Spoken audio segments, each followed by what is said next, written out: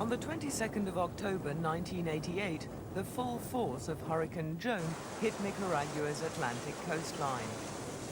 Viewed from the eye of the storm, the town of Bluefields could not have seemed more inappropriately named. 18 months later, there are still very visible signs of the havoc.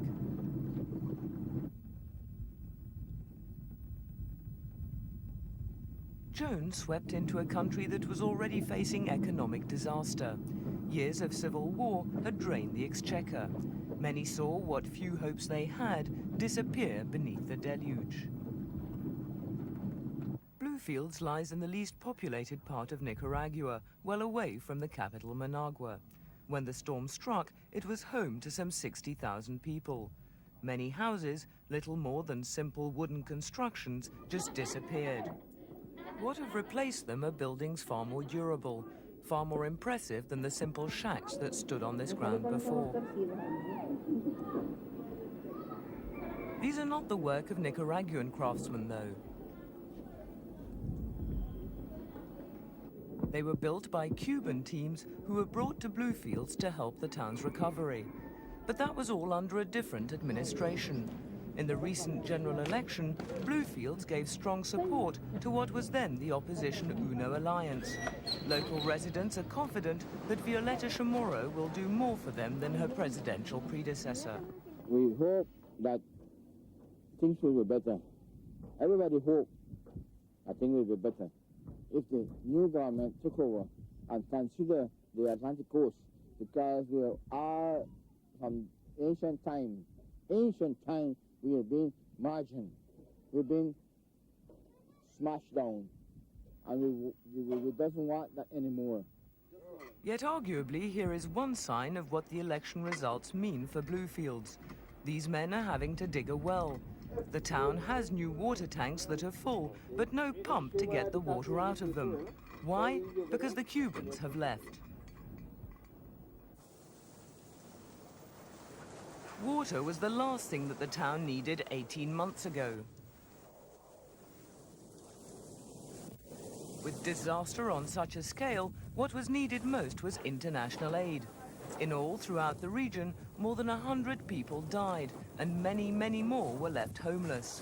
A hungry Hurricane Joan consumed life, and supplies that were already scarce in a country used to rationing its staple foods. The bulk of aid came from the Soviet Union, Mexico and Cuba. And in Havana's case, plans were laid for a project that was stretched beyond the immediate needs of the people.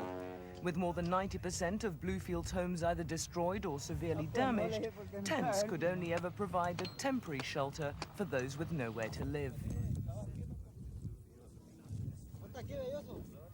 Cuban and Soviet expertise had already been called on to help develop Bluefields' port complex, known as El Bluff, long before the hurricane. Now Havana was to help build 1,000 new houses, roads, sewers, and a better electrical plant. Much-needed raw materials would be brought in, along with a workforce of engineers and laborers. Bluefields was to rise up, transformed from its ruins. There were signs that the transformation was happening. The Cubans spent 8 months studying the problem, the environment, topography, the local culture, before construction work began.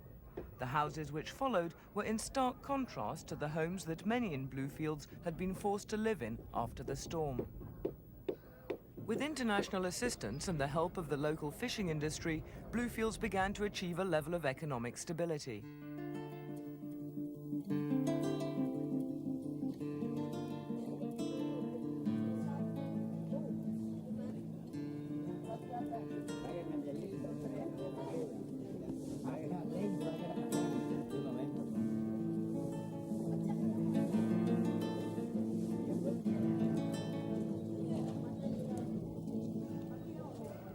Cuban doctors were brought in to raise the level of general health care. Now that the government has changed in Managua, the physicians have threatened to leave Nicaragua. Their fellow countrymen who've been building the houses have already gone. They said they felt threatened that UNO failed to guarantee their security. Nicaraguans, left to finish the construction themselves, don't underestimate the difficulties.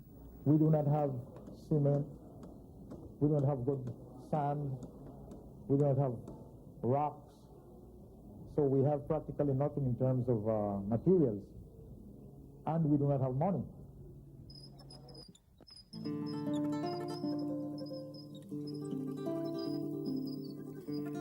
Bluefields is apparently named after an English pirate who stepped ashore there in the mid-17th century. Although long since severed from its colonial past, international influence remains strong. And for the near future at least, that help is vital if Bluefields is to realize its dream. A dream of reconstruction blown away in a political storm.